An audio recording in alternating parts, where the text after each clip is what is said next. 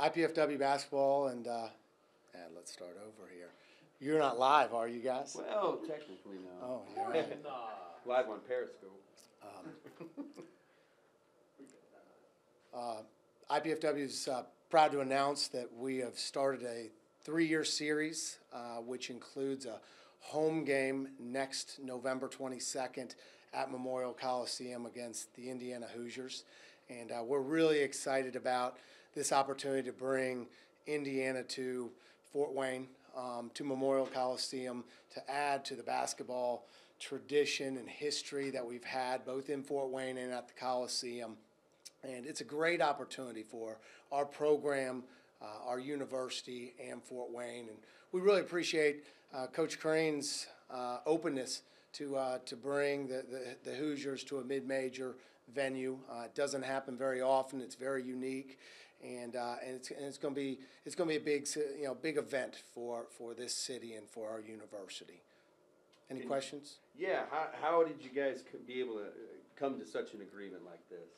Yeah, we've been working on it for 5 or 6 months, and we've caught a lot of flack on the delay of releasing our schedule, and it's been a huge effort by our administrative staff headed by Kelly, and she's done a phenomenal job to kind of broker a great situation for us to get them here in the Coliseum. It's part of a 4-game tournament. We're still deciding on the name, something instead of Indiana Classic, where we'll get 4 games over the course of 14 days in Memorial Coliseum or on our campus, one of which will be the Indiana Hoosiers. So really excited about that situation, particularly for our players and for our Indiana players as well. I mean, it's a really cool situation for them. Did they say, hey, if there's something, if you do this or do that, what were the negotiations like? Were there certain goals you had to meet, or? Well, there are financial, there is a financial situation, which we're getting, we'll get some money as we go there, and we had to put up some money to get them here, but it works out to be, a win-win for both sides, and I think we probably got the best part of it, just because it's so hard. I mean, we've had, 2 times we've had BCS level schools come here, from Michigan State to Notre Dame, and each time there's a personal relationship that makes that happen. And Coach Crane's been very good to us, very open, and it was a great situation to make that happen for us. Break down the series for us. You mentioned the first game. How do the rest of the games play out? Well, first game this year. First game is going to be this year down at IU for the first time ever that we'll have played Indiana in our Division I history. And then the following year, which turns into November of 2016, we'll play the second game of the series. Then we're going to take a year off. And the next year, which will be 2018, most likely a November-December matchup there in Bloomington. Competitively, what do your players get out of playing against D1 teams like IU and Michigan State and Notre Dame? What does that do for your guys? Well, I mean, we play that caliber of team every year. We like excuse me, we like to create a challenging schedule for our guys. I mean, it gets us ready for the Summit League. Obviously, the Summit League has had some great history against some of those teams, including North Dakota State beat Notre Dame. What was that, two years ago, and then go on to beat Oklahoma in the first round tournament. 2 years ago, we lose at the buzzer at Dayton, and then at the buzzer at Illinois. We've had some great matchups with Cincinnati and Xavier, Georgia Tech last year that come down the wire. Gets us to a play in a great environment. Gets TV exposure for our program, for the university. It's a challenging game for us. We're playing against players that tend to be a couple inches bigger, maybe a little thicker.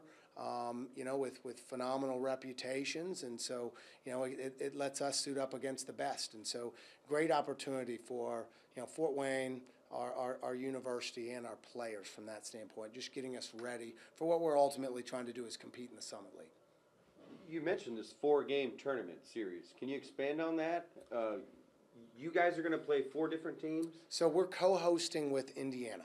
And so one of the games, it turns out to be the second game for both IU and for IPFW, happens here at Memorial Coliseum.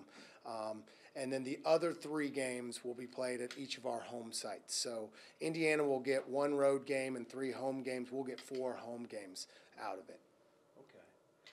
Okay. Would you say that IU is the team that you guys have been trying to get on the schedule the most in recent years?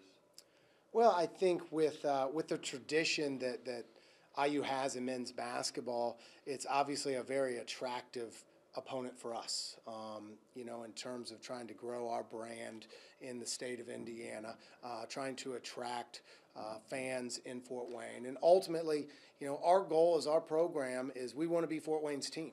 And, we do a lot of things to bring people from the community to our games, to our university, to get involved with our program, from playing games at the Coliseum.